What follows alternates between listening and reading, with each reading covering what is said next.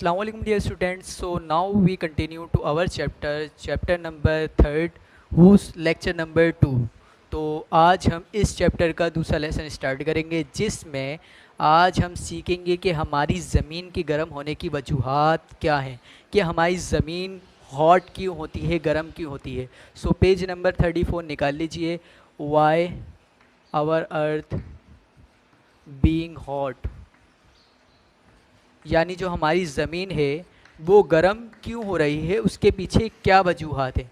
प्यारे बच्चों, ज़मीन के गर्म होने की वजूहात बहुत सारी हैं. ठीक है, आपकी ग्लोबल वार्मिंग भी हो सकती है. ग्लोबल वार्मिंग से मुराद आपकी जो कार्बन डाइऑक्साइड गैस है उसका आपकी हवा में ज़्यादा हो जाना, जिसकी वजह से आपकी जो ज़मीन है उसका टेम्परेचर ज़्यादा होना, गर्मी ज़्यादा होना क्या कहलाता है, ग्लोबल वार्मिंग. इसके अलावा और भी बहुत सारी वजूहत हैं कि आपकी अर्थ जो है वो हॉट की होती है. उसमें से सबसे अहम वजह कहलाती है आइसोथर्म. क्या कहलाती है?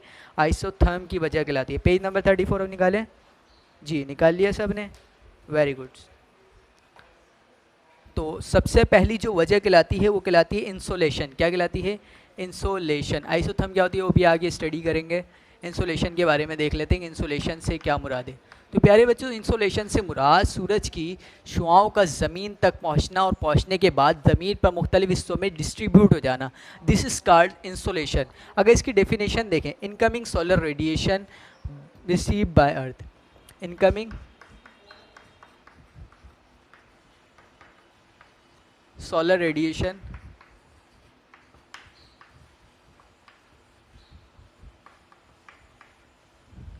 received by अर्थ, यानी सूरज से आने वाली तमाम के तमाम शुआओं का ज़मीन तक पहुंचना और पहुंचने के बाद मुख्तलिफ़ हिस्सों में डिस्ट्रीब्यूट हो जाना और उसके बाद ज़मीन को गर्म करना कहलाता है इंसोलेशन का प्रोसेस. यानी इंसोलेशन से मुराद सूरज से आने वाली तमाम की तमाम शुआएँ क्या कहलाती हैं? इंसोलेशन कहलाती हैं. क्लियर हो गई बात? ये 3 टाइप्स की होती हैं. कितने टाइप्स की होती हैं? 3 टाइप्स. सो इधर से निकाल लेते हैं 3 टाइप्स. इसकी टाइप कौन कौन सी होती हैं देखते हैं. 3 टाइप्स की ये होती हैं. नंबर 1 टाइप होती है एब्जॉर्प्शन. क्या होती है? एब्जॉर्प्शन, यानी सूरज से मुझे शुआएँ आई. सही है, आपकी जो सूरज से शुआएँ आई, इंसोलेशन का प्रोसेस हुआ, सूरज से जो है वो शुआएँ आई और शुआएँ आने के बाद ज़मीन पर पहुंच गए. पहुंचने के बाद आपकी ज़मीन उन शुआओं को अपने अंदर जब्स कर लेती है. सही है, ऐसा प्रोसेस क्या कहलाता है? एब्जॉर्प्शन का. यानी सूरज की शुआओं का ज़मीन तक पहुंचना और पहुंचने के बाद आपकी ज़मीन का उन तमाम की तमाम रेडिएशन को, उन तमाम की तमाम रेज़ को अपने अंदर जब्स कर लेना क्या कहलाता है? एब्जॉर्प्शन का प्रोसेस कहलाता है. दूसरा प्रोसेस होता है स्कैटरिंग का. कौन सा प्रोसेस होता है? स्कैटरिंग. स्कैटरिंग के प्रोसेस में प्यारे बच्चों होता कुछ यूँ है कि आपकी सूरज से शुआएँ जो है वो ज़मीन तक पहुँचती हैं और पहुँचने के बाद आपकी जो है वो शुआएँ जो ज़मीन से टकराती हैं और टकराने के बाद जब रिफ्लेक्ट होती हैं और रिफ्लेक्ट होने के बाद उसमें से कुछ दर्जा हरारत, कुछ शुआएँ जो है वो हवा जब्स कर लेती है और अपने अंदर कुछ शुआएँ उसमें से कुछ रेडिएशन उसमें से जो है वो आपके बादल जब्स कर लेते हैं. ऐसे प्रोसेस को क्या कहते हैं? स्कैटरिंग का. और लास्ट में 3rd प्रोसेस होता है रिफ्लेक्शन का. कौन सा प्रोसेस होता है? रिफ्लेक्शन का, जिसमें आपकी सूरज की शुआएँ आती हैं, ज़मीन से टकराती हैं और टकराने के बाद जो शुआएँ, कुछ शुआएँ उसमें से ज़मीन जब्स कर लेती है और कुछ शुआएँ बादल और हवा अपने अंदर जब्स कर लेते हैं. और इसके अलावा कुछ शुआएँ जो बचती हैं वो रिफ्लेक्ट होकर वापस खला के अंदर चले जाती हैं. तो ऐसा प्रोसेस क्या कहलाता है? इंसोलेशन का प्रोसेस कहलाता है. तो प्यारे बच्चों, इंसोलेशन कितने टाइप का होता है? 3 टाइप का होता है, एब्जॉर्प्शन, स्कैटरिंग और रिफ्लेक्शन. एब्जॉर्प्शन यानी सूरज की शुआओं का आना, आने के बाद ज़मीन का उन तमाम के तमाम शुआओं को अपने अंदर जब्स कर लेना क्या कहलाता है? एब्जॉर्प्शन का प्रोसेस कहलाता है. दूसरा स्कैटरिंग का, सूरज की शुआओं का आना, आने के बाद ज़मीन से टकरा के ऊपर की जानिब उठना और हवा का और बादलों का अपने अंदर उसको जब्स कर लेना क्या कहलाता है? स्कैटरिंग का प्रोसेस कहलाता है. और लास्ट में आपका प्रोसेस होता है रिफ्लेक्शन का, सूरज की शुआओं का आना, ज़मीन से टकराना, टकराने के बाद वापस खला के अंदर चले जाना. ये तमाम का तमाम ये तीनों के तीनों प्रोसेस एक साथ होते हैं. वो शुआएँ जो कि एब्जॉर्ब नहीं होती और बल्कि हवा में जा रही होती हैं, उसमें से हवा और बादल जब्स कर लेते हैं. उसमें से कुछ शुआएँ ऐसी होती हैं जो कि बादल और हवा भी जब्स नहीं कर पाते, वो तमाम के तमाम शुआएं कहाँ निकल जाती हैं, आपकी खला के अंदर निकल जाती हैं। और ये कितनी कितनी परसेंट कहाँ कहाँ पे होती हैं वो आपके बता देते हैं कि जो ऑब्जेक्शन होती है वो होती है 51%। कितनी होती है? 51%। यानी आपकी ज़मीन, सूरज से शुआएं आ रही हैं, उसमें से 51% कौन अपने अंदर जब्स कर लेता है? रेडिएशन, सूरज से आने वाली रेडिएशन को कौन जब्स कर लेता है? आपकी अर्थ जब्स कर लेती है। इसके अलावा स्कैटरिंग में कितना प्रोसेस होता है? स्कैटरिंग में आपका प्रोसेस होता है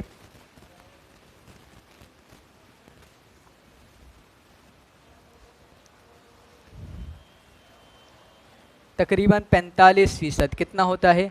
45%। पीछे कितना बचा? 45 और 51 आपका हो गया 96। पीछे कितना बचा? रिफ्लेक्शन का। तो रिफ्लेक्शन में कितना बचता है? 4%। यानी 51% रेडिएशन को ज़मीन जब्स कर लेते हैं। स्कैटरिंग में बादलों में और हवा 45% ले लेती है, और रिफ्लेक्शन में यानी आपकी जो खला के अंदर वापस जाती है रेडिएशन, वो कितनी परसेंट होती है? 3% होती है, जिसकी वजह से आपकी ज़मीन गर्म हो रही होती है। इसके अलावा आपकी कुछ वजूहात और हैं जिनको हम डिटेल में स्टडी करने जा रहे हैं कि भाई इसके पीछे क्या वजूहात हैं। तो प्यारे बच्चों, आपके ज़मीन के गर्म होने की वजह है एयर टेम्परेचर, हवा का दर्जा हरारत। क्या है? हवा का दर्जा हरारत। ये तो आपके पास बेसिक था कि ये आपके पास इंसुलेशन का प्रोसेस कहलाता है, ठीक है। सो हवा का दर्जा हरारत यानी एयर टेम्परेचर, यहाँ पे निकाल लेते हैं, एयर टेम्परेचर। प्यारे बच्चों, एयर टेम्परेचर मतलब हवा का दर्जा हरारत। यानी जो हवा का दर्जा हरारत होता है वो क्या कहलाता है? एयर टेम्परेचर कहलाता है। यानी सूरज से आने वाली तमाम के तमाम हरारत को जो आपकी ज़मीन है वो अपने अंदर जब्स कर लेती है और उसको दर्जा हरारत में तब्दील कर देती है, जिसकी वजह से आपकी ज़मीन गर्म हो जाती है। आपको पता है जब आप डॉक्टर के पास जाते हो तो एक ख़ास किस्म का वो आपका पारा इस्तेमाल करता है जिससे आपकी बॉडी का दर्जा हरारत नापा जाता है, जिसको क्या कहते हैं? थर्मामीटर कहते हैं। तो थर्मामीटर क्या होता है?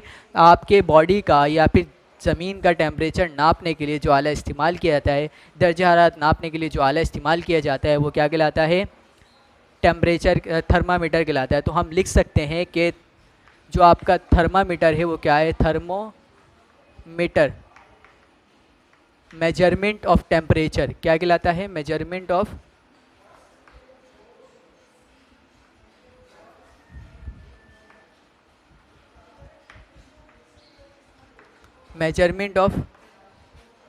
टेम्परेचर, ठीक है। हवा के दर्जा हरारत को क्या कहते हैं? हवा के दर्जा हरारत को मतलब दर्जा हरारत को नापने का आला क्या कहलाता है? थर्मामीटर। सही है। सूरज से शुआएं आती हैं, उसके बाद जो ज़मीन अब रेडिएशन अपना जब्स करती है, उसकी वजह से आपकी ज़मीन ठंडी भी होती है और गर्म भी होती है। आपकी जो ज़मीन गर्म हो रही होती है, दर्जा हरारत में तब्दील हो जाती है, उस दर्जा नापने के लिए जो आला इस्तेमाल किया जाता है वो क्या कहलाता है?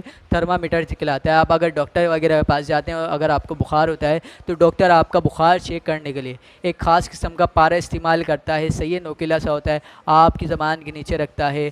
सही है। फिर आपसे उसकी बॉडी का टेम्परेचर मालूम कर लिया जाता है कि भाई आपको इतना बुखार है, इतना बुखार नहीं है। तो ऐसा टेम्परेचर क्या, ऐसा पारा क्या कहलाता है? थर्मोमीटर कहलाता है। तो प्यारे बच्चों, दर्जा हरारत पर असरअंदाज होने वाले जो फैक्टर हैं, अवामिल हैं, वो 3 टाइप्स के हैं। यानी जो दर्जा हरारत यानी जो हवा के टेम्परेचर पर असरअंदाज होते हैं वो फैक्टर 3 टाइप्स के हैं, यानी अवामिल 3 टाइप्स के हैं। सबसे नंबर 1 जो हम स्टडी करने जा रहे हैं वो आपका वो आपका फैक्टर है फार ऑफ इक्वेटर। क्या है? फार ऑफ इक्वेटर। कि भाई आपके इक्वेटर के दूर होने की वजह से, यानी खस्ते इस्तिवा के दूर होने की वजह से आपके एयर टेम्परेचर, हवा के दर्जा हरारत पर क्या फ़र्क पड़ता है? इससे आपकी ज़मीन गर्म होती है या ठंडी होती है? आप तमाम के तमाम बच्चे जानते हैं कि ये आपका ग्लोब है, ठीक है। और ग्लोब में ये आपका जो इक्वेटर वाला हिस्सा है। इसके अलावा आपको ये बात भी पता है कि 23.27 डिग्री नॉर्थ की जानिब और 23.27 डिग्री साउथ की जानिब, सही है, जो है वो एक लाइन जो है मसनूई तौर पर हमने बनाई है। एक जो है वो फ़िज़िकल तौर पे हमने ख़ुद ने जो है वो लाइन बनाई है, ज़मीन के ऊपर मौजूद नहीं है। इस लाइन को ट्रॉपिक ऑफ कैंसर और ट्रॉपिक ऑफ कैप्रिकॉर्न कहा जाता है। ये बात वादा करती है कि सूरज की रोशनी इन जगहों पे डायरेक्टली पड़ रही है और इसके ऊपर वाले एरियाज़ में सूरज की रोशनी डायरेक्टली नहीं पड़ती। जैसे जैसे इससे ऊपर जाते रहते हैं सूरज की जो रोशनी है वो डायरेक्टली नहीं पड़ती रहती, जिसकी वजह से टेम्परेचर बहुत कम होता जाता है। यहाँ पर सूरज की रोशनी डायरेक्टली पड़ने की वजह से यहाँ के एरियाज़ का जो दर्जा हरारत है वो क्या होता है, बहुत ज़्यादा होता है, बहुत ही ज़्यादा होता है। तो प्यारे बच्चों, ट्रॉपिक ऑफ कैंसर और ट्रॉपिक ऑफ कैप्रिकॉर्न के दरमियान का जो दर्जा हरारत होता है वो बहुत ज़्यादा क्या होता है, गर्म होता है। इसके अलावा अगर आप ऊपर चले जाते हो, अगर आप इक्वेटर से दूर जाते जाते हो तो एयर टेम्परेचर में ये फ़र्क आता है कि जो हवा का दबाव है वो हवा का दबाव कम होना शुरू हो जाता है और हवा के दबाव के कम होने की वजह से जो आपका टेम्परेचर है वो भी कम होता जाता है और टेम्परेचर कम होने की वजह से ये इलाके क्या होना शुरू हो जाते हैं, बहुत ही ज़्यादा ठंडे होना शुरू हो जाते हैं। इसी वजह से आपके नॉर्थ पोल वाले इलाके और साउथ पोल वाले इलाके बहुत ही ज़्यादा कोल्ड होते हैं। इसके पीछे वजह यही है कि यहाँ पर सूरज की रोशनी डायरेक्टली नहीं पड़ती और इक्वेटर के करीब सूरज की रोशनी डायरेक्टली पड़ रही होती है, जिसकी वजह से यहाँ की ज़मीन गर्म होती है और यहाँ की ज़मीन गर्म नहीं होती। तो फार इक्वेटर आपको समझ में आ गया। अगर इक्वेटर से दूरी होगी तो हवा का दबाव कैसा होगा, हवा का दबाव बहुत ज़्यादा दर्जा हरारत कम होगा, जिसकी वजह से आपका जो इलाका है वो बहुत ज़्यादा क्या होगा, ठंडा होगा। आपने नॉर्थ पोल और साउथ पोल की जानिब देखा होगा ग्लोब में कि यहाँ पर अमूमन बर्फ़ ही पाई जाती है। आपका जो अंटार्कटिका है वो भी साउथ पोल की जानिब पाया जाता है। इस जानिब वाक़ है ना अंटार्कटिका जी, तो साउथ पोल की जानिब बाकी है। और आपको पता है अंटार्कटिका पूरा किससे बना हुआ है, पूरा का पूरा बर्फ़ से बना हुआ है। तो प्यारे बच्चों, पहला फैक्टर आप लोग क्लियर हो गया। पहला फैक्टर क्या था, फॉर ऑफ इक्वेटर। इसके बाद दूसरा फैक्टर है आपका जो कि असरअंदाज होता है आपकी हवा के दबाव में। दूसरा है सतह समंदर से बुलंदी यानी एल्टीट्यूड ऑफ सी। क्या है, सतह समंदर से बुलंदी यानी एल्टीट्यूड ऑफ सी। यानी अगर आपकी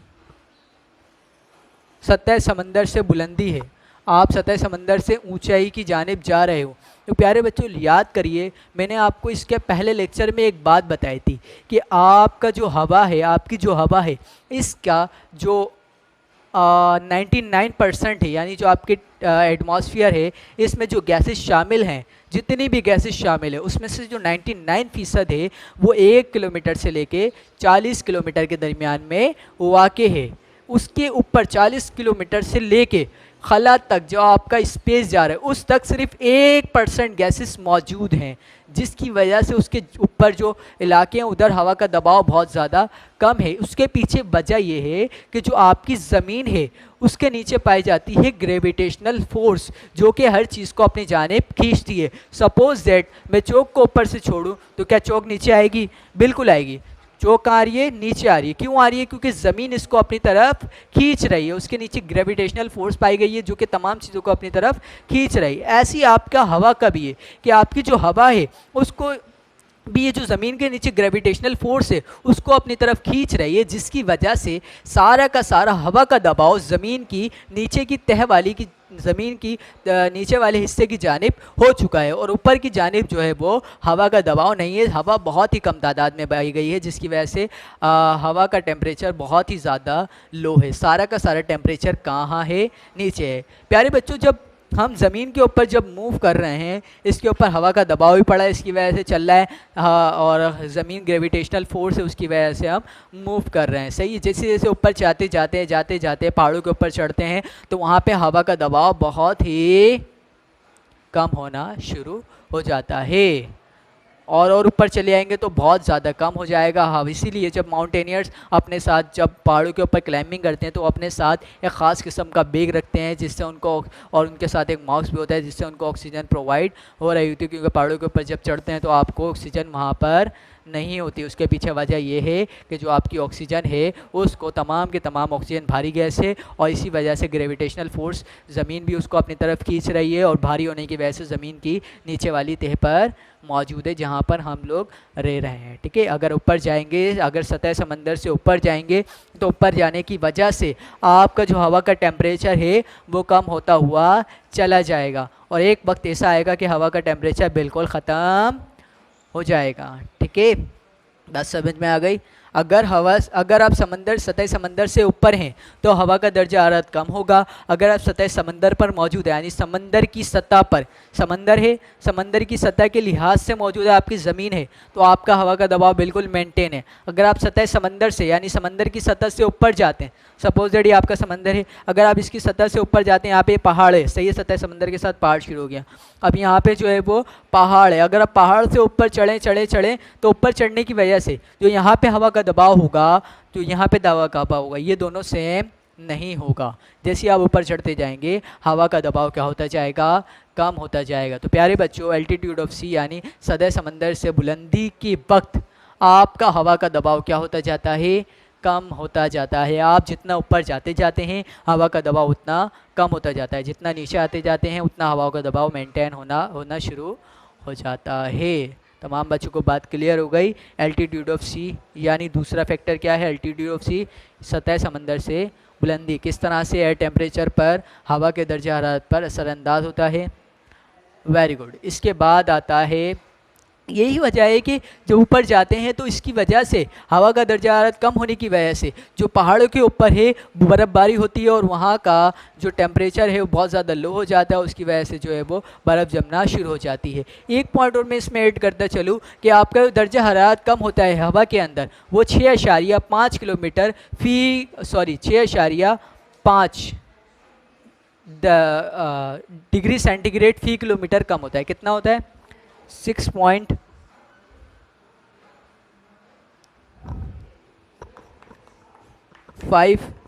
किलोमीटर, 6.5 डिग्री सेंटीग्रेड, क्या डिग्री सेंटीग्रेड, 6.5 डिग्री सेंटीग्रेड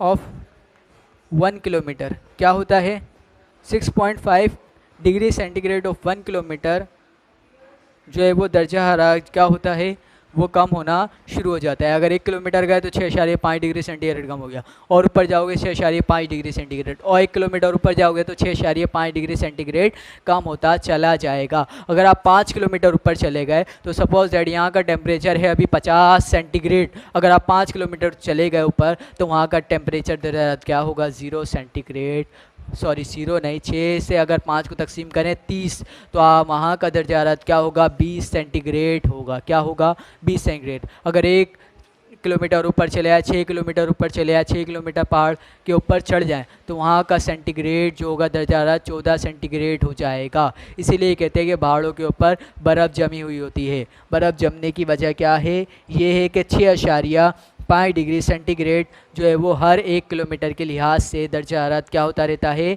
कम होता रहता है। तो प्यारे बच्चों, ये हो गया दूसरा फैक्टर जो कि आपके हवा के दर्जा हरारत पर असरअंदाज होता है। आपका तीसरा फैक्टर कौन सा है, तीसरा फैक्टर है आपका, पेज नंबर 36 ओपन करें जी। तीसरा है समंदर से दूरी। समंदर से दूरी यानी फॉर ऑफ सी। समंदर से दूरी होने की वजह से क्या होता है प्यारे बच्चों, एक छोटी सी जो है वो थ्योरी समझिए कि एक ठोस चीज़ है और एक गैस है, ठीक है, एक सॉलिड है और एक लिक्विड है। प्यारे बच्चों, कौन सी चीज़ का टेम्परेचर जल्दी जो है वो कम होगा और जल्दी ज़्यादा होगा। मिसाल के तौर पे मैंने एक गरम पत्थर रखा चूल्हे, मतलब आग के अंदर डाल दिया था, और डालने के बाद उसको मैंने डालने के बाद बाहर निकाला, वो बहुत ज़्यादा गर्म हो रहा था, ठीक है, और मैंने 1 कप चाय गर्म करी फुल उबाल के वो रख दी। आपके ख्याल में चाय पहले ठंडी होगी या वो पत्थर पहले ठंडा हो जाएगा, सोच के बताइए। पत्थर पहले ठंडा हो जाएगा। पत्थर पहले इसलिए ठंडा होगा कि वो सॉलिड फॉर्म में है। सॉलिड चीज़ें अपने अंदर से दर्जा हरारत को जल्दी गेन करती हैं और जल्दी ही लूज़ करती हैं। लेकिन अगर आप माया चीज़ों की बात करोगे यानी लिक्विड चीज़ों की बात करोगे तो वो अपने अंदर दर्जा हरारत को बहुत स्लोली तौर पे गेन करती हैं और बहुत ही स्लोली तौर पे लूज़ कर रही होती हैं। तो प्यारे बच्चों, ऐसे एरियाज जो कि समंदर से दूरी के ऊपर वाक़ होते हैं तो उसका दर्जा हरारत कैसा होता है। तो प्यारे बच्चों, ऐसे इलाके जो समंदर से बहुत ही ज़्यादा दूरी के ऊपर वाक़ होते हैं वहाँ का दर्जा हरारत बहुत जल्दी तब्दील हो रहा होता है, क्योंकि सूरज की रोशनी ज़मीन पे पड़ती है, दर्जा हरारत फ़ौरन जब्त होता है और फ़ौरन जो है वो लूज़ कर रहा होता है, इसलिए गर्मियों में ज़्यादा गर्मी पड़ती है। ऐसे इलाके जो कि समंदर से दूर होते हैं वहाँ पर गर्मियों में ज़्यादा गर्मी पड़ती है और सर्दियों में ज़्यादा सर्दी पड़ती है। वजह यह है क्योंकि ज़मीन जो आपकी ज़मीन है वो फ़ौरन दर्जा हरारत को अपने अंदर गैन कर लेती है गर्मियों में, जिसकी वजह से आपकी ज़मीन जो है बहुत ज़्यादा गर्म हो जाती है। जब सर्दियों में आपकी सूरज की रोशनी प्रॉपर्ली तौर पे नहीं पड़ रही हो तो गम गैन करती है, जिसकी वजह से आपकी सर्दियों में ज़्यादा सर्दी पड़ती है। और अगर आप समंदर के करीब की बात करें, अगर यही इलाके समंदर के करीब हैं तो वहाँ पर उल्टा होता है, क्योंकि अभी मैंने आपको बताया कि जो लिक्विड चीज़ें हैं वो अपने अंदर टेम्परेचर को बहुत स्लोली तौर पे अपने अंदर गेन कर रही होती हैं और लूज़ कर रही होती हैं। ये अमल है, आप करके देख लीजिएगा, ठीक है, घर पे करके देख लीजिएगा, आपको पता चल जाएगा। अगर आप करना चाहें तो बाज़ाब्ता कर सकते हैं ये कौन सी चीज़ पहले ठंडी हो रही है, ठीक है। तो ये बात आपको क्लियर हो। अगर समंदर के करीब वाक़ तो प्यारे बच्चों, समंदर के करीब जो इलाके हैं वहाँ का टेम्परेचर नॉर्मल इसलिए होता है क्योंकि समंदर तमाम के तमाम हवाओं को हल्के हल्के, गर्म हवाओं को हल्के हल्के अपने अंदर गैन कर रहा होता है और ठंडी हवाओं को भी अपने अंदर गैन कर रहा होता है, और हल्के हल्के जो है वो स्लोली तौर पर जो है वो लूज़ कर रहा होता है। इसलिए जो ऐसे एरियाज़ जो कि समंदर के करीब पाए जाते हैं, ना वहाँ ज़्यादा सर्दी होती है ना वहाँ ज़्यादा गर्मी होती है। गर्मियों में कम गर्मी, सर्दियों में कम सर्दी। वहाँ का टेम्परेचर क्या रहता है, मेंटेन रहता है, नॉर्मल रहता है, बिकॉज क्योंकि वहाँ पर समंदर पाए जाते हैं और समंदर अपने अंदर टेम्परेचर को बहुत स्लोली तौर पे गैन करते हैं और लूज़ करते हैं। अगर बात करें, अगर समंदर से दूर जो इलाके हैं वो क्या करते हैं, दूर के इलाके में समंदर मौजूद नहीं होते तो ज़मीन अपने अंदर उन तमाम के तमाम टेम्परेचर को जब्स करती है फ़ौरन, और फ़ौरन जब्स करने के बाद उसको रिलीज़ भी कर देती है, जिसकी वजह से गर्मियों में ज़्यादा गर्मी होती है, सर्दियों में ज़्यादा सर्दी होती है, ठीक है।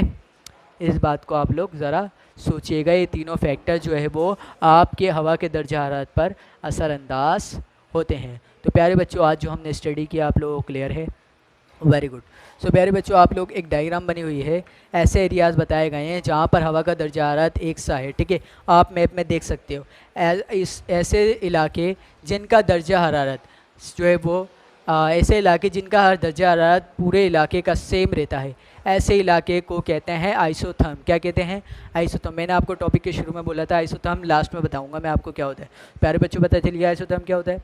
आइसोथर्म से मुराद ऐसे इलाके जहाँ पर तमाम के तमाम इलाकों का दर्जा हरारत एक जैसा हो और उन तमाम के तमाम इलाकों को एक मसनूई लाइन से, एक अपने फिज़िकल लाइन से जो है उसको शो कराते हैं, उस लाइन को क्या कहते हैं, आइसोथर्म कहते हैं। आपके पास यहाँ पे लाइन बनी हुई है जो कि आपको बता रही है जुलाई के महीने में इन इलाकों का जो दर्जा हरारत है वो एक जैसा होता है, सही है। ग्रीनलैंड का, फिनलैंड और इसके अलावा आइसलैंड का, कनाडा का आधा हिस्सा, ठीक है, इन इलाकों का जो दर्जा हरारत है वो कैसा रहता है, सेम रहता है, ठीक है। ये बात समझ में आ गई आप लोगों को, वेरी गुड। सो यहाँ तक हमारा टॉपिक हुआ एंड तमाम बच्चे कॉपीज़ निकालिए और इसको कॉपी कर लीजिए, जल्दी से कॉपी करिए। वेरी गुड, कॉपी कर लिया आप लोगों ने। सो आज का लेक्चर आप लोगों को कैसा लगा, आज के लेक्चर में आप लोगों को पढ़ने में मज़ा आया, वेरी गुड। सो आज आपने क्या बातें सीखी, आज आपने सीखा कि आइस इंसुलेशंस का प्रोसेस क्या होता है, इसके अलावा आपकी एयर टेम्परेचर के ऊपर यानी हवा के दर्जा हरारत पर कौन कौन से फैक्टर असरअंदाज होते हैं, उन तमाम के तमाम के बारे में स्टडी किया। तो आप लोगों को आई थिंक ये बात क्लियर हो चुकी होगी, वेरी गुड। सो इसके बाद हम नेक्स्ट लेक्चर में और ज़्यादा मज़ीद मालूमात हासिल करेंगे आपके एटमॉस्फेयर के लिहाज से, ठीक है। तो तमाम बच्चे अभी इसका नेक्स्ट पेज ओपन कीजिए, क्लास वर्क की हेडिंग डालिए और उसके बाद क्लास वर्क की हेडिंग डालने के बाद रेड लाइन के नीचे खाली जगहें पुर करी की हेडिंग डालें, खाली जगहें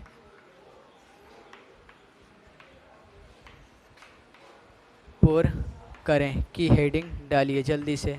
और डालने के बाद जितना हमने स्टडी किया पेज नंबर 34 से लेके 36 तक, इसमें से जल्दी से 3 ब्लैंक्स बना लीजिए, जल्दी से बनाइए वीडियो पॉज करके।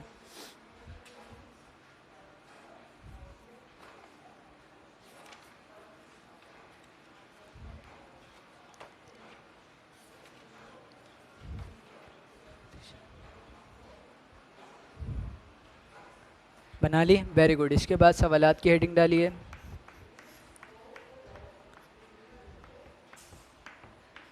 जी एक ही सवाल है आपके पास, एक सवाल दे रहा हूँ और इसका जवाब आप लोग लिख लीजिएगा खुद से अपनी वर्डिंग में, ठीक है। बहुत आसान कर दिया है मैंने आपको, पूरा आपको ये समझ में आ गया होगा, ठीक है।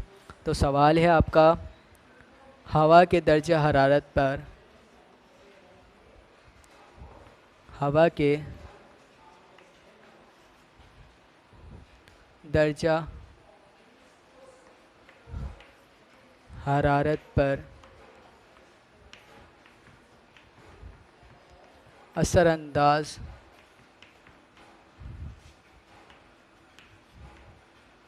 होने वाले अवामिल क्या हैं और ये किस तरह हवा के दर्जा हरारत पर असर अंदाज होते हैं, बयान कीजिए। आई होप आप लोग अपनी वर्डिंग में इसका जवाब लिख सकते हैं अब, ठीक है। क्या करना है आप लोगों को, हवा के दर्जा हरारत पर असरअंदाज होने वाले अवामिल क्या हैं, यानी वो कौन कौन से फैक्टर हैं जो कि दर्जा हरारत, हवा के दर्जा हरारत पर यानी एयर टेम्परेचर पर असरअंदाज होते हैं। उन तमाम के तमाम अवामिल का नाम लिखिए, फैक्टर्स का नाम लिखिए और इसके अलावा उन्हें इन तीनों को बयान भी कीजिए। उन तीनों को आपको क्या करना है,